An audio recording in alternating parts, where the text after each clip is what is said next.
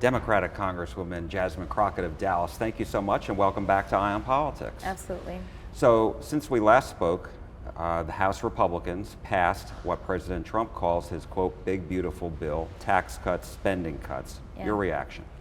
It's a disaster for the American people. And when I say American people, while you just introduced me as a Democratic representative, at the end of the day, when you look at my title, it's just U.S. representative. And this is a disaster for anyone who is not from the top 1%. They decided that they would throw a few crumbs in there to make people believe that they were doing something great for them as it relates to the tax side of this reconciliation bill, the kind of idea of no tax on tips and things like that. It's more so a game. The reality is that we are looking at approximately 14 million people that may lose their health care. And last time I checked, most people that are struggling with health care, whether they have it or don't, those bills are usually a little bit bigger than the average tax bill, that is for sure. Or those people that are relying on things such as SNAP benefits. The amount of people that are going to go hungry, unfortunately, we have a hunger issue in this country in the first place. And SNAP is literally short for Supplemental Nutrition Assistance Program, right? It is supplemental.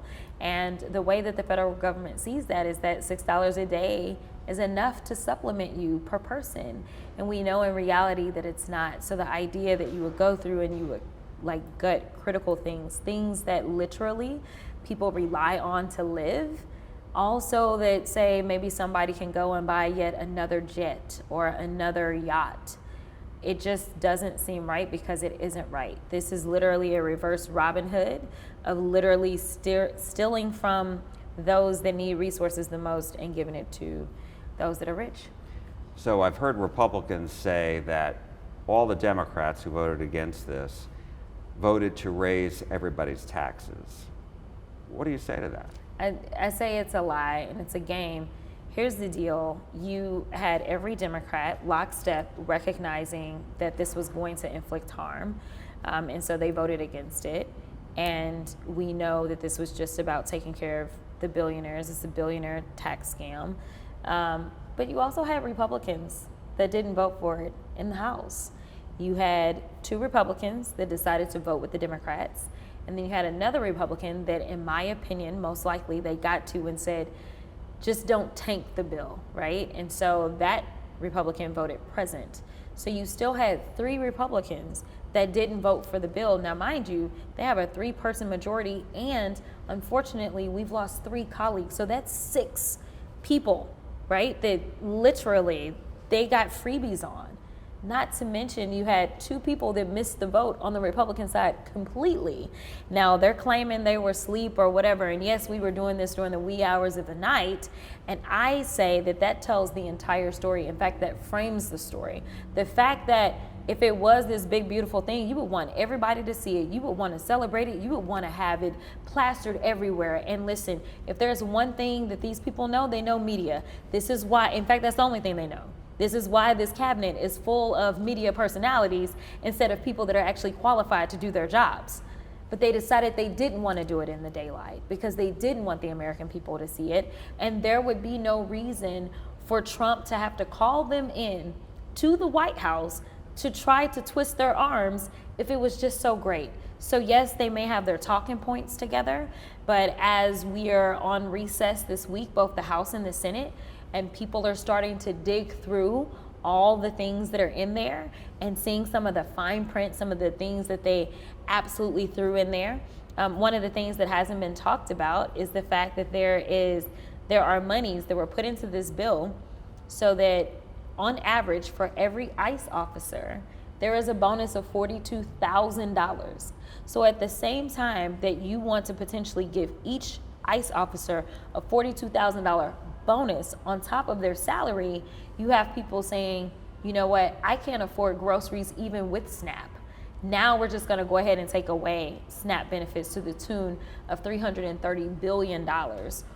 What's going to happen to those farmers in rural America, the ones that were trying to plant and plan for people to go out and buy this food? The money doesn't just somehow magically appear because you removed it out of the ecosystem. I want to ask you about the Medicaid cuts because I've asked the Republican members of Congress a lot about this. And what they tell me is the growth of the program was just getting out of control. And they say that they wanted to rein it in because people should work, able-bodied people should be working, and they're just getting the benefits. And they want to focus more on pregnant women, low income, and disabled. So what do you say to that? I say that they are really good at spinning it. I'm going to diverge for just a second. All right. The last time we talked, you asked me about Medicaid, Medicare, Social Security. You asked me about SNAP. You asked me about these things. Absolutely. And you told me that they said that the Democrats were not telling the truth. Well, here we are. And at least the House version of the bill has these cuts, and now they're having to talk about it. So I say, just go and look at their record for telling the truth or not. They lied before, they're lying now, okay? So they what they're saying is not true. It is not true. What it is they have decided that they need to somehow figure out how they are going to bring in some of the spending. And I say it that way, and the reason that I hesitate is because of this.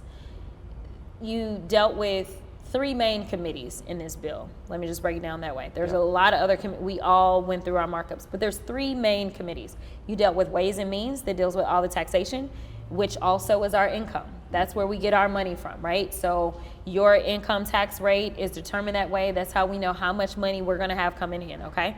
Then they dealt with the Agriculture Committee, which is where the SNAP benefits ended up being depleted. And then they dealt with Energy and Commerce, which is where they dealt with the Medicaid. And they kept saying, they lied. And it was like, no, in the House resolution budget, or the House budget resolution that was passed when y'all were saying it, like, the only place you could get the cuts is if you went to Medicaid. They lied and said they're not going to Medicaid. They went to Medicaid, right? And the thing is, they are trying to use that to justify the tax cuts that they have built in for the ultra wealthy. But here's the problem, Jack. They still got to raise the debt ceiling because it's not a one-to-one. So just imagine that you make $100,000 a year, right? And you're saying, you know what? I'm going to reduce my income. I don't want to make $100,000 anymore. Let's drop this down to $50,000 a year. But my bills, right? My bills were set out, and they actually probably were still going over that $100,000 a year, right? But now it's like, well, I got to cut it down so it's not so bad. So they decide, you know what? We're going to go ahead and cut down some of our bills, which is what they did. And one of our largest bills is Medicaid. That is absolutely true. So they decided, let us just go ahead and take an axe to Medicaid, okay? So they did that, but here's the problem. They still have bills that are over the $50,000. So they just didn't want to make it seem like it was that bad. So really true fiscal conservative Republicans are like, I can't vote for this because you still want to raise the debt ceiling $5 trillion. So here's the deal. You ended up cutting everybody off their health care. You're cutting people off of access to food. And at the end of the day, you still don't have anything to show for it because you still are like, wait a minute, let's raise the debt ceiling. So why is it that we're inflicting all this harm? If we're going to raise the debt ceiling anyway, go ahead and let people have health care. But they don't want to do that. And so if they really wanted to be serious about this, we will be having conversations about defense and defense spending. And we would talk about the fact that they are now trying to raise the spending in defense to $1 trillion. Every single budget, we are constantly pushing up the numbers for defense. But you know who can't pass a clean audit? Defense. They have failed the last 7 audits that they've had. Now you tell me, if I keep failing audits and I go to the bank and say, I need more and more and more, do you think they're gonna give it to me? They're not. But that's exactly what they're doing. And you can go and find more and more of the big dollar items, right? Like right now, they've decided to go after something that they went after the penny candy, right? $6 per person for SNAP benefits, instead of going after that fancy dress that you would go get from Neiman Marcus. That is what they have decided. So they're like, well, let's get all the pennies together and let's cut a whole bunch of people, when you could just say, you know what? you don't get this fancy dress over here. That's what they should do, and that's what defense is. I was just going to ask you, but this is the first time defense spending has actually gone up. It's been cut under the Biden administration. It went up, for sure. One of the things that we dealt with when we were trying to get the debt ceiling raised before under Biden, but Republicans controlled the House, is in that negotiation, when we were dealing with the debt ceiling, they decided to deal with the budget itself in that moment, which was really conflating the two issues because they were separate. And one of the agreements was we will raise the debt ceiling so long as you raise defense spending, which his budget proposal actually raised it as well. Not as aggressively, for sure. And there was a provision if we didn't meet certain timelines, that there would be these little cuts. And we did miss some of those deadlines, so I don't know what the net result ultimately ended up being, but there was an agreement that actually gave them more and gave non-defense less. How concerned are you that President Trump has, or the White House has said, Recision cuts are coming? In other words, taking spending that Congress already approved previously in previous terms, i.e. the Green Energy Inflation Reduction Act monies, they're going to rescind those. They want to take that money back to help pay for presumably the tax cuts. Your thoughts on that? And I'm obviously against it. Here's the deal. I have been talking to my cities and my counties for some time, actually before he swore in, and I knew that this was a possibility because they had been trying to do it. I remember when we were sitting in agriculture and we were trying to get through the Farm Bill. The Farm Bill is still is behind. We are on year 3 of being behind right now on the Farm Bill. I remember sitting in agriculture and they wanted to claw back a lot of the Inflation Reduction Act dollars that came within our purview then. And they were like, oh, well, if we claw this back, then we can do this over here. And I was like, no, it's been passed into law and these programs are working.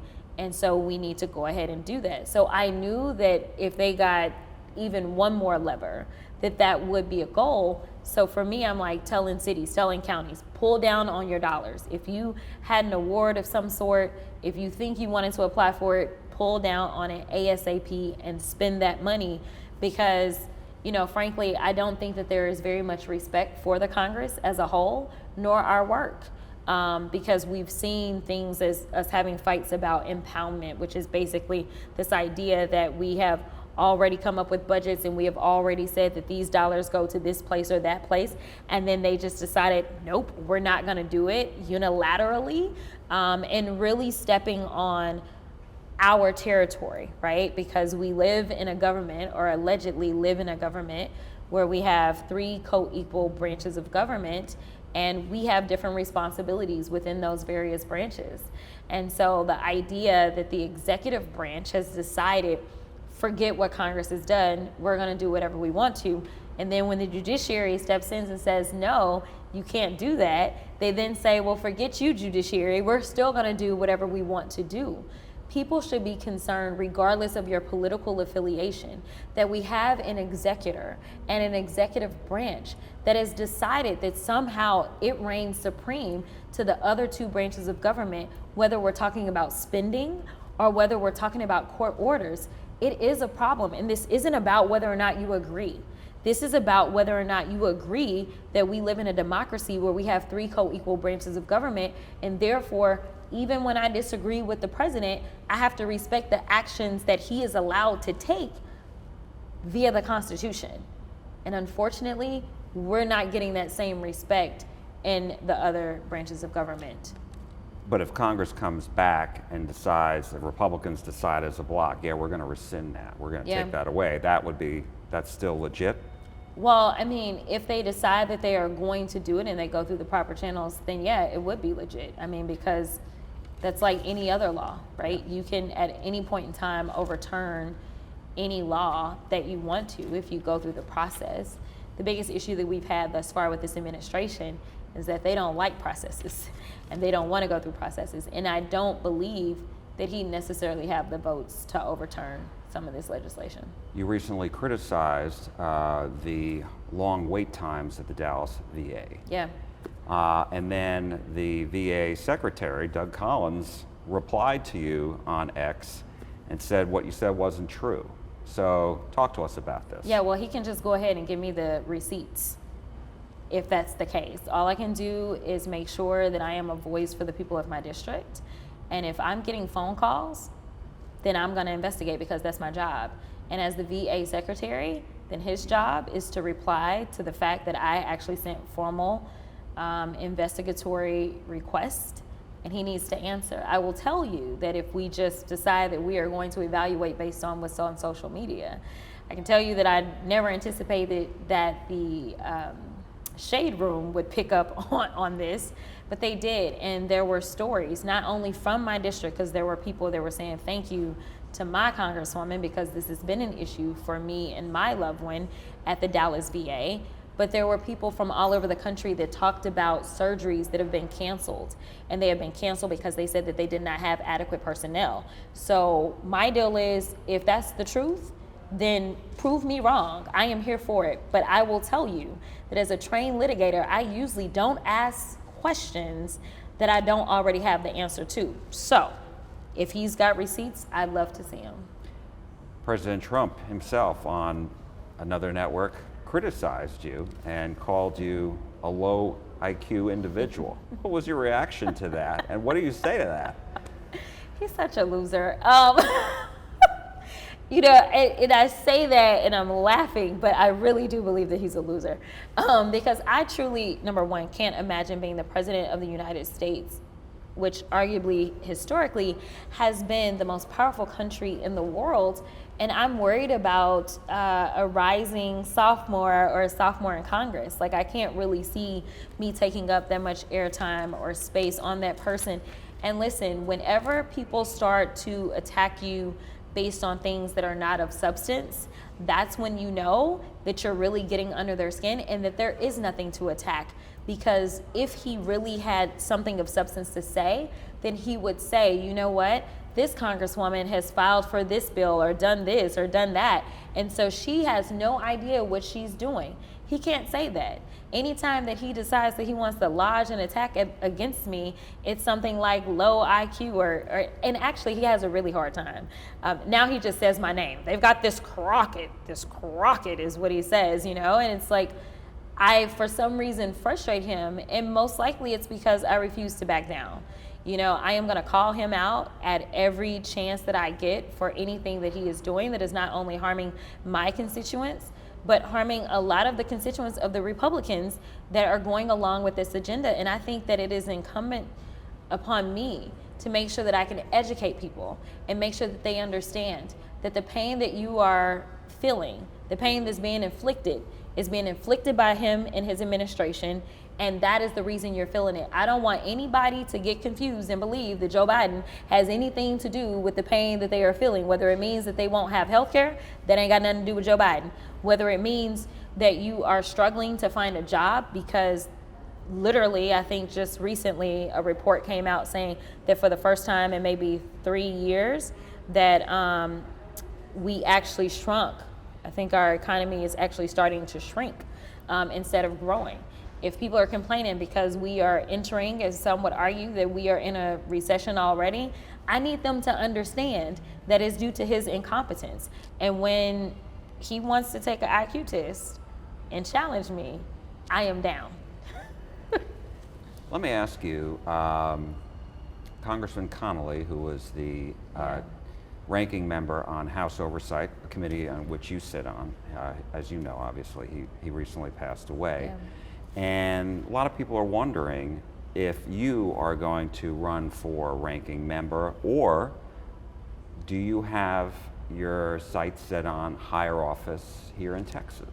I am running for a ranker, for sure. Oh, you are? I am running.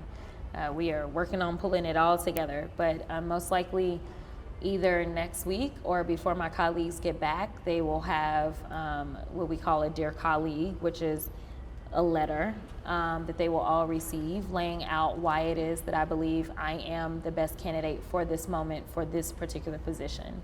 I had an opportunity, and I still currently serve as the vice ranker on this committee, being able to serve under Connolly as well as Jamie Raskin, and I still have an opportunity to serve under Jamie on Judiciary now. But I will tell you that as I was thinking through this, as you know, Representative Connolly had announced that he was going to step back, I thought about the fact that Elijah Cummings, who used to head the Oversight Committee prior to me joining Congress, recruited Jamie Raskin for oversight. And Jamie Raskin was a fearless leader last cycle for sure on oversight, and now he's on Judiciary. But it was Jamie Raskin that recruited me to come to oversight. And I think that there is something special that, you know, some of these rankers have seen in people that they literally have recruited. Ultimately, Jerry Connolly was the one that asked me to run to be the vice ranker of the Oversight Committee. And I was unanimously elected by my colleagues on oversight to serve in that role. But when we think about where we are in this country, when we think about the level of lawlessness, corruption, unethical behavior that is taking place, I don't know that I can say that I believe that we would ever get to the point that we could actually impeach and convict him so that he's out of office, because clearly he's been through 2 impeachments and he should have been convicted and he didn't. And in fact, he ended up being reelected. I don't know that that's necessarily the way that we need to go. But I do believe that we should educate the American people about the violations that are taking place as it relates to emoluments clause as part of the Constitution and the other constitutional violations that he's engaging in. As well as I think that we need to do the investigations and discover what is going on. What was this crypto dinner about where people are wearing masks and don't even want to be seen going in there? What's going on with the various pardons that are being given out after certain donors drop a lot of money into his pocket? What's going on with the fact that I think they said 40% of his wealth right now has actually accumulated since he's been in office? I mean, I'm not allowed to make any money at all. I mean, a book deal is quite complicated for me as a low member of 435 in the House, yet he is accumulating wealth and his family members, and he's putting them on trips and they're going out beforehand, and the next thing you know, like, there's all kinds of stuff going on with the Saudi government. There's all kinds of stuff that's going on with the Qataris. Like, what is happening? At a very minimum, we should be shining a light on what is taking place and let the American people for themselves see. And that is what the Oversight Committee can do. Now, we are obviously in the minority at this moment, but it doesn't stop me from being able to do field hearings in the form of like shadow field hearings, where we're going across the country and we're letting people's neighbors be the ones to testify about their experiences, whether they are former employees for the federal government, whether they are someone who is supposed to be receiving government aid of some sort. We need to make sure that people understand what's happening. And I think that there is no one better who can not only do the work, do the investigations, but can also make sure that the word gets out and is communicated. Because regardless of how people may feel, I will always say that Joe Biden was one of the best presidents that we've ever had. But ultimately, it didn't matter if people didn't know what all he was doing. And so I don't want us to get caught in that same way. And it's why I'm throwing my name into the hat to run to be the ranker. Speaking of former President Biden, House Republicans on the Oversight Committee now want to investigate the use of the autopen during his term, based on the book that came out, Original Sin, which Republicans say this backs up what we were saying for years before that of his cognitive decline. Yeah. So what do you make of their desire to investigate the use of the autopen? It's just more distractions, to be perfectly honest. We know that Joe Biden is not currently in office. We know that chances are Joe Biden is not going to re-enter office. And so why are we spending our time on this? Why is it that you said that we needed Doge, and yet you've not had Elon Musk come before us to lay out exactly where it is that he felt like we should be making cuts. In fact, y'all just did whatever random cuts y'all wanted to do. We didn't get a DOJ report. DOJ didn't come in and say, oh, you should do this or that. And so what I think the American people want is a government that is focused on their current issues. And I can tell you that I've never talked to any constituent that was worried about the auto pen. I'm gonna tell you that the average constituent don't even know that the auto pen exists, don't even know anything about it, right? Like, I can tell you that they are saying, we don't know if we're gonna have jobs, or we just lost our jobs, or we don't know if we're gonna have benefits, or we don't know if we're gonna be able to afford Christmas, or we don't know if we're gonna be able to afford a roof over our head. There's a lot of things that we can dig into, such as maybe we should call in the Secretary of VA so that he can talk to us about how these firings have impacted the services that they've delivered or not, right? Like, there are real issues that people really want to talk about, and this isn't one. And if they want to talk about medical issues, we also could have a conversation about Trump, because I don't know what's going on. I know that he's not necessarily the creme de la creme in general, because we know that potentially part of his issues as it relates to Harvard is that, well, he got rejected. So we know that he's not ever been known as kind of like the scholarly guy. We know that he will never be known as this amazing orator as some of our former presidents were. Barack Obama, another one of his favorites, right? We know that that's not his wheelhouse, but we also know that, like, he is like next level unhinged, and he's been unhinged since the campaign.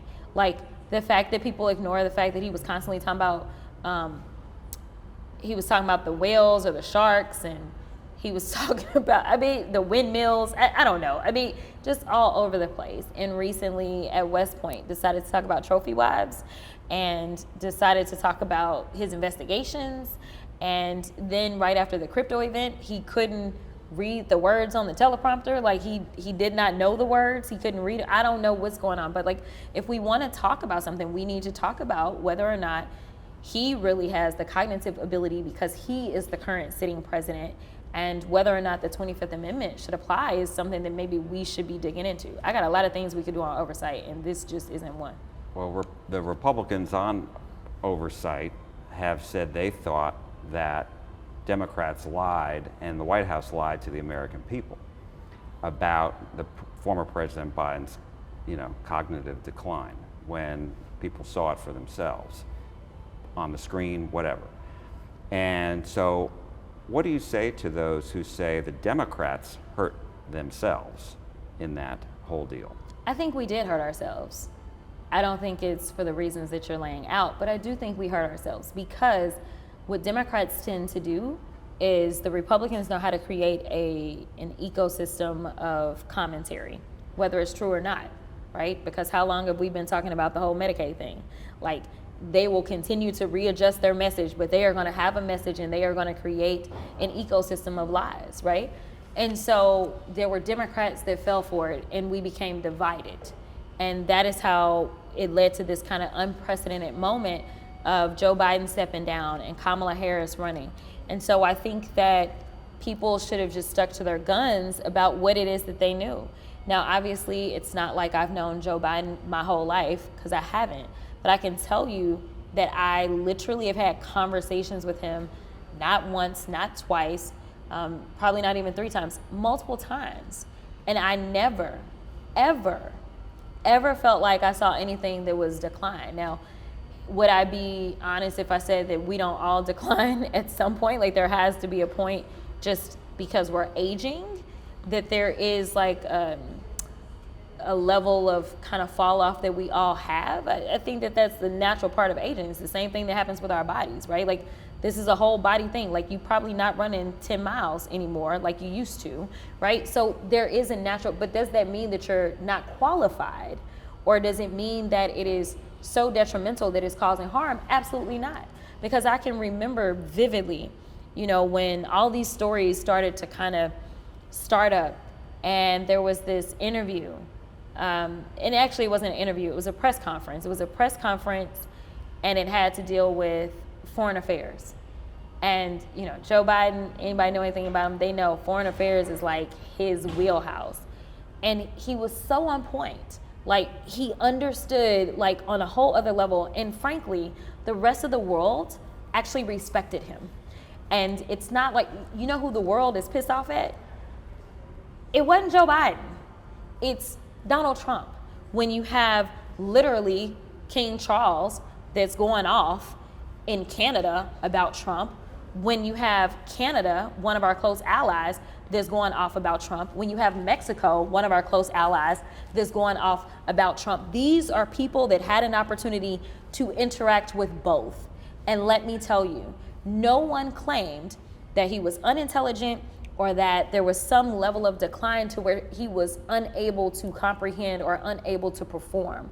That did not exist. And so the fact that we buy into these false narratives, the fact that we're even having this conversation when literally Joe Biden is not the president, and right now whatever harms that are going to be suffered by the American people have nothing to do with Joe Biden, because we didn't have to worry about the stock market crashing every other day when Joe Biden was in office. We didn't have to worry about whether or not people were going to have their Medicaid when Joe Biden was in office. We didn't have debates about whether or not people would have Social Security when Joe Biden was in office. So let me tell you, if Joe Biden was like mentally deficient in some way and he was still able to keep this sucker on the tracks, then give me a mentally deficient Joe Biden any given day over Donald Trump. Last question. You're still facing a censure vote in the House unless that's gone away. I just wanted to ask you, what do you make of that? This was obviously for comments that you made about Governor Abbott. So talk to me a little bit about your level of concern, if at all. I don't have any concern. I forgot all about that. I will tell you that you were able to, first of all, let me back up for everybody that's watching. Censure used to be a really big deal because there was some level of decorum in the House. Now that we have a bunch of the raggedy people in the House that we have, it's really nothing more than a badge of honor, unfortunately. And so we have seen that when they really plan to go through with the censure, when they really do have the votes for a censure, it comes up immediately. And they are trying to, again, I told you, these people understand news, right? They are trying to keep up with the news cycle, right? So the thing is, why would you go and try to censure me, I don't even know how many months later, over something that happened a long time ago? If it was that big of a deal, it would have been done at that moment. And it's like what we saw with Congressman Al Green. Congressman Al Green, after the State of the Union, they decided they were going to file a censure. They did it immediately. They took him to the floor and they censured him. Same thing that we saw with Rashida Tlaib. When they decided that they were going to go forward on a censure against her for some comments that they felt like were problematic, they immediately went forward with the censure. And so I don't anticipate that anything's going to happen. I think it's forgotten. Yeah. Congresswoman Jasmine Crockett, always nice to see you. Thank you so much for your time. Good to see you too. We appreciate it.